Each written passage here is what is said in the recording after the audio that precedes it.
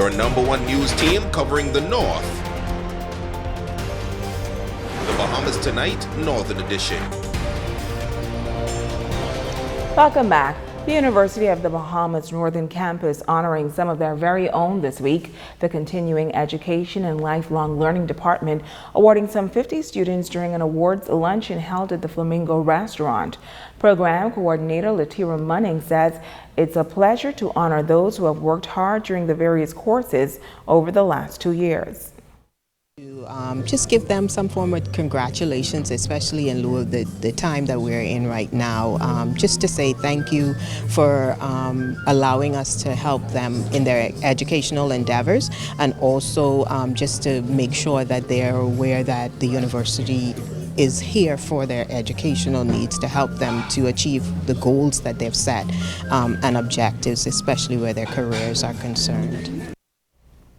Now, she says the institution took a break from the professional development programs this semester due to Hurricane Dorian, but will start again next year. As early as January 18th, the first courses will be starting for our professional and personal development. So anyone that's interested can go ahead and contact us at the office. Since the classes have been destroyed, we are holding classes at the Teachers Credit Union building and at the Bishop Michael Eldon School. So either spot, we will be having classes during the week and on the weekends. In other news, the Grand Bahama Children's Home receiving a monetary donation from Jamaica Bahama Imports, one that will assist with the restoration efforts at the home post-Hurricane Dorian. Vice President of Jamaica Bahama Imports, Dahlia Pinnock, says the company is celebrating its 25th anniversary, but did not get a chance to celebrate due to the storm. However, donating to the home was one of the ways they decided to give back to the community. I heard Miss Smith express on the TV when I was watching that she wanted the children to come back home from Nassau, and that reached out to my heart. And as a company, we decided to ensure that whatever we can do to bring them back home, we will, so that everybody recovers together from this devastation that we all went through. President of Jamaica Bahama Imports, Winston Pinnock, says although they too were affected greatly by the storm, they felt it necessary to contribute in hopes that it would encourage other corporate citizens to assist. Meantime, Executive Director of the Grand Bahama Children's Home, Sheila Johnson-Smith, says that they are grateful for this contribution and for JBI's commitment to the home. We are making a small contribution of $2,500. Just as a token of our appreciation and support for the children's home and an effort to help them recover, and also to encourage corporate citizens to jump in.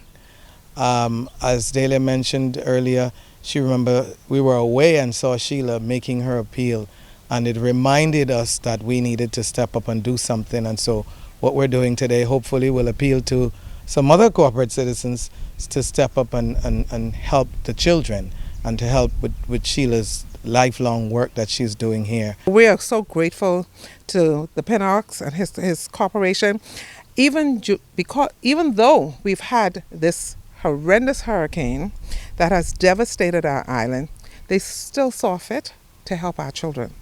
And that is the type of corporate citizen we love, people who go beyond to give us. And so we are just delighted. And some good news for the young ones tonight.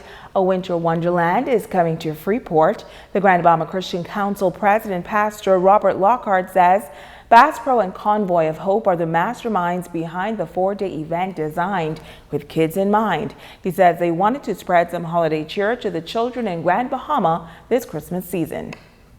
But the key is to give the children of Grand Bahama a good end to the year, especially during this Christmas time. And so this 4-day celebration is to cater to 8,000 to 10,000 children but also want to include the adults, the parents. These tickets are made available. They've been given out to all the kids in the school. There's red, there's yellow, there's green, and there's blue. And so every night is represented by a color. And so like I have the blue here, this blue is on Tuesday night. So if you're a kid that's in school and you got one of these bracelets, this is for you to come on Tuesday night. I think also there's another color for Monday, I think is red, and then on Wednesday is green, and then on Thursday is yellow. Now, Lockhart says there are lots of prizes and surprises and is encouraging persons to attend. Meantime, Executive Director of the YMCA, Karen Pinder Johnson, says they're proud to be a part of this initiative. There's going to be free food. All the food that's available is going to be free.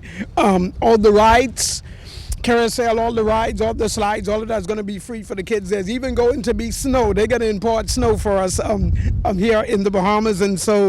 And then number 5 is for the adults. The grocery distribution will be for all of the adults. And so every child is going to get a gift. Every adult is going to get a bag of groceries. You know, one isn't able to go buy the usual gift for Christmas. So this activity is going to bring that normalcy to the homes. And after meeting with Pastor Lockhart and Lady Lockhart, I had the awesome opportunity of meeting with Convoy of Hope as well as Bass Pro. And they're excited. They're excited about coming to Grand Bahama and helping our community. What better can you ask for? And the YMCA is all about that. And that's a look at stories making news. Miko, what's coming up in sports? Coming up in sports, the son of the soil was inducted into the Sports Hall of Fame, and Jay caught up with him to talk about that experience. Okay, stay with us. There's more right after this.